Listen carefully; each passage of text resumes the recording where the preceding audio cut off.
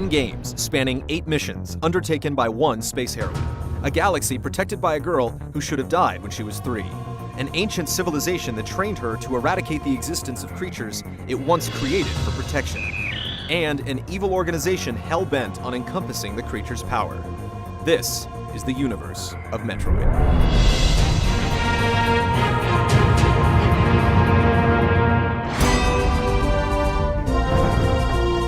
Metroid Zero Mission was released for the Game Boy Advance on February 9, 2004.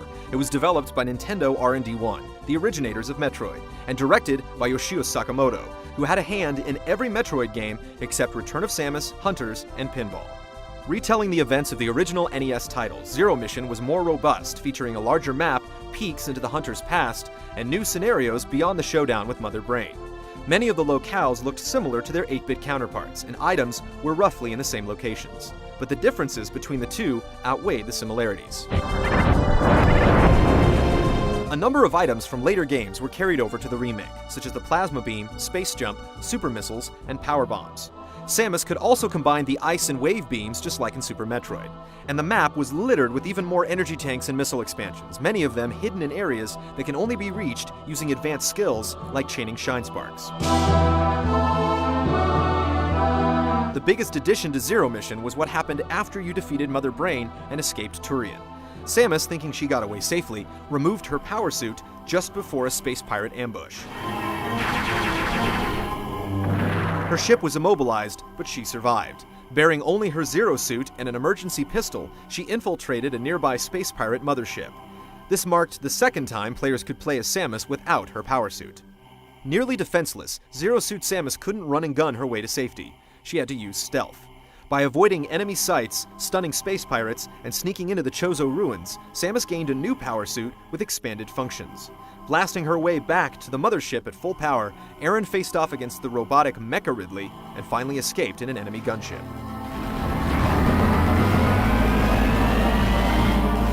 Completing the game unlocked a variety of features including hard mode, map-by-map item checklists, and the complete NES version of Metroid. Different artwork was displayed depending on the percentage of items collected, difficulty setting, and time it took to finish the mission. Also, players with 2 GBAs and a copy of Metroid Fusion could connect the two games to unlock the Fusion Gallery, which consisted of additional artwork from the Japanese version of the earlier game. Metroid Zero Mission received high marks by critics and gamers alike, who praised it for superb sound, visuals, and playability. And unlike the dictated events in Fusion, players had the freedom to ignore the hints and explore where they pleased. One common criticism was that the game was too short, which was perhaps an indication that gamers' tastes had shifted from earning faster times to embarking on larger quests.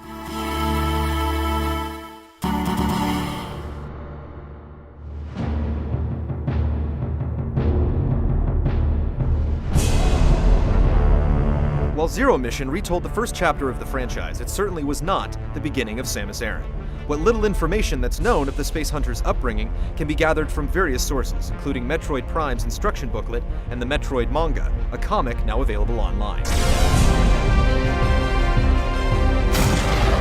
When she was a child, Samus and her family lived at planetary colony K2L. Her father specialized in the mining of afluorotite, an energy source pivotal to the Galactic Federation. In the year 2000 of the Cosmic Calendar, the Federation was created by representatives from many races in the galaxy in an effort to create a safer and more secure space for all. Important negotiations amongst the planets were done through a single Federation starship, which was fueled by energy-rich afluorotite. Space pirates, led by Ridley, raided ships and planets in their attempt to maintain power and become the most dominant species in the galaxy. While following the Chozo across the stars, Ridley discovered the location of the mines on K2L and ordered his brigade to steal the valuable fuel. Samus was 3 when the invasion took place.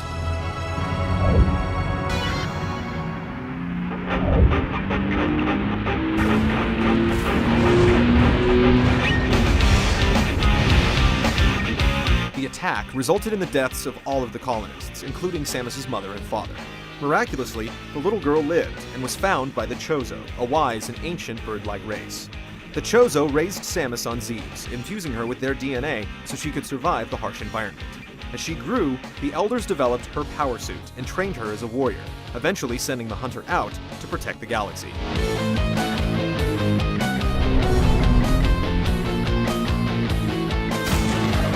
Samus was commissioned by the Galactic Federation to return to Zebes, now overrun by space pirates. The pirates had begun to reproduce the dangerous life-sucking creatures called Metroids. The remains of Chozo statues, scattered throughout the planet's tunnels, held weapons and enhancements for Aaron's power suit. Samus defeated Ridley, Kraid, and a biological computer known as Mother Brain, successfully eliminating all Metroids in the process.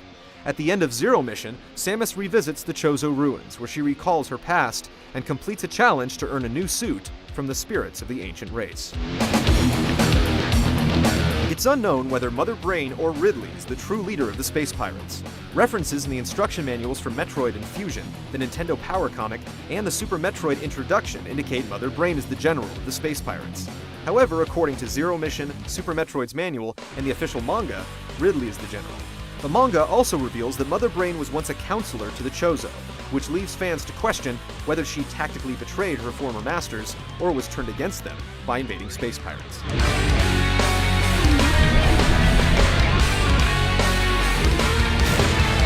Aaron received a distress signal to travel to Talon 4 and stop space pirates from utilizing Phazon, a substance that corrupted the planet after a meteor struck it. Samus discovered that the Chozo once inhabited Talon 4, but have since passed away, leaving only their ghosts to guard their sacred relics.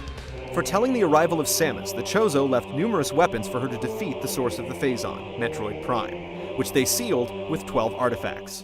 Samus fulfills the Chozo prophecy by defeating Metroid Prime, but not before it manages to extract the Phazon from her suit and morph into Dark Samus.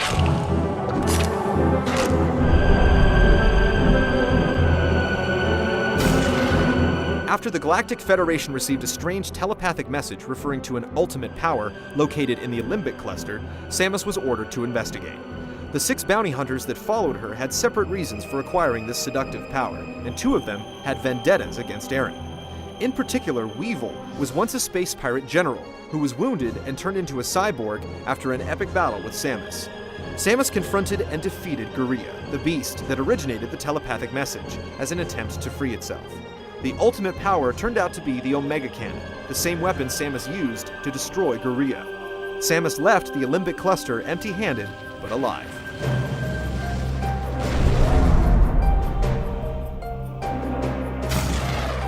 After the Galactic Federation lost contact with a squad of Marines on planet Aether, they commissioned Samus to investigate. The bounty hunter learned that the Marines were killed by an evil species known as the Ing, which inhabited the planet following a meteor strike that split it into 2 dimensions of light and dark. The Ing were a shadowy species capable of inhabiting the bodies of the living or the dead, or even taking control of machinery. Possessing things allowed the Ing to survive and raid the light world. As far as we know, the Ing have no relationship with the space pirates or Ridley. The Luminoth, a nomadic race living among the stars for centuries, abandoned space to live upon the beautiful Aether. Similar to Chozos, Luminoth have a spiritual connection with their planet and are technologically advanced. Umos, the last surviving sentinel on Aether, asked Samus to retrieve the planet's energy from Dark Aether and gave her the light suit to complete the quest. While exploring Aether, Samus encountered and defeated Dark Samus multiple times, but the gloomy doppelganger was able to regenerate itself even after Dark Aether had been destroyed.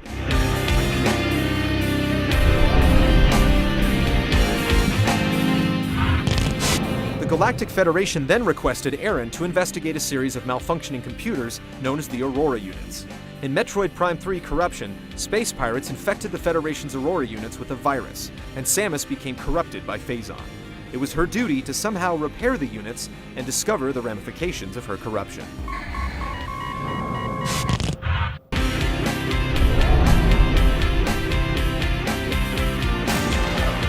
But there was still one thing lingering in the back of Samus's mind. And once the saga of Prime reached its finale, the bounty hunter traveled to the Metroid homeworld, planet SR-388, to exterminate the species for good. There, she learned that the Metroids molted in cycles, growing into larger creatures. After eradicating all the Metroids, Aaron encountered one final egg. The baby Metroid popped out, mistaking Samus for its mother. Sparing its life, she then handed the larva to Galactic Federation scientists for research. Before Metroids existed on SR-388, the Chozo lived there, as did X-parasites. To fend off these infectious vermin, the Chozo artificially created Metroids and dubbed them Ultimate Warriors. In hindsight, the Chozo trained a bounty hunter to exterminate a species they once unleashed.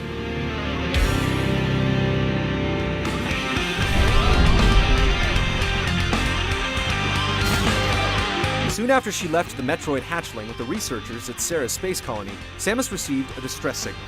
The laboratory she had just left had been attacked. A reborn Ridley captured the last remaining Metroid and escaped to Zeebs to continue a plan to reproduce Metroids and use them in space pirate attacks. Samus had to defeat Kraid, Ridley, Phantoon, and Dragon to enter a newly constructed command center littered with the remains of the Metroid victims. However, the hatchling remembered its foster mother and assisted Samus in one last battle versus Mother Brain.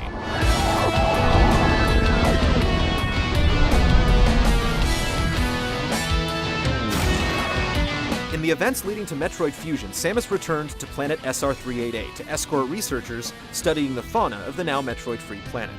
Aeryn was suddenly attacked and infected by the X-Parasite, but was miraculously cured by a Metroid vaccine created from the same hatchling that saved her life in the previous mission. The X-Parasite spread throughout the biologic space laboratories, mimicking the life forms it infected, including surgically removed sections of Aeryn's power suit. Samus, with the help of her computer Adam, altered the trajectory of the station so that it would crash into SR-388, killing the X-Parasites both on the station and the planet below. Metroid Fusion introduced players to Adam Malkovich, who was Aeryn's commanding officer on a previous mission. Reminded of Adam by the computer instructing her, she frequently recounts his personality and leadership. Little is known about this operation, but Samus has a profound respect for Adam as he sacrificed himself to save her life. In the aftermath of Fusion, Samus learned that the Federation routinely uploaded the minds of great leaders to computer systems, and her ship's computer actually contained Malkovich's memories. As the laboratory spaceship struck the surface of SR-388, the story of Samus stopped. Aside from the DNA left in her blood, there were no traces of Metroids left in the galaxy.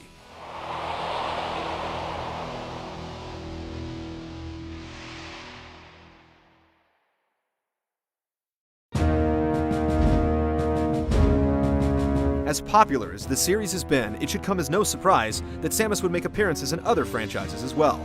Her unmistakable image has invaded games, comics, cartoons, and other media.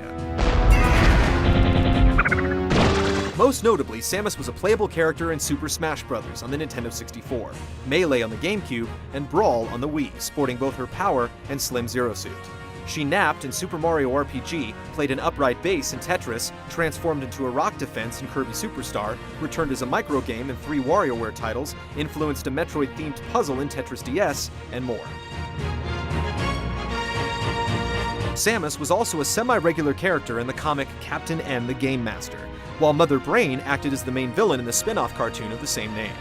Interestingly, neither character ever appeared in the opposite medium. A short biography of the legendary heroine can be found in 2 short e-comics published by Kodansha. In 2003, 2 producers optioned the rights to produce a Metroid movie, but they expired. John Woo stepped in a couple of years later to reacquire them. Lion Rock Productions was scheduled to produce, and the plan was to release the first film before 2006. That never happened, and it's currently unknown if the project has been canceled.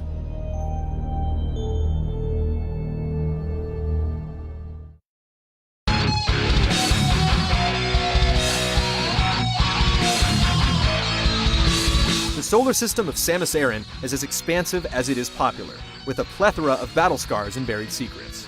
The alien galaxy meticulously crafted by Nintendo Imagineers has hosted 10 games, selling over 13 million units worldwide, and the numbers are steadily growing.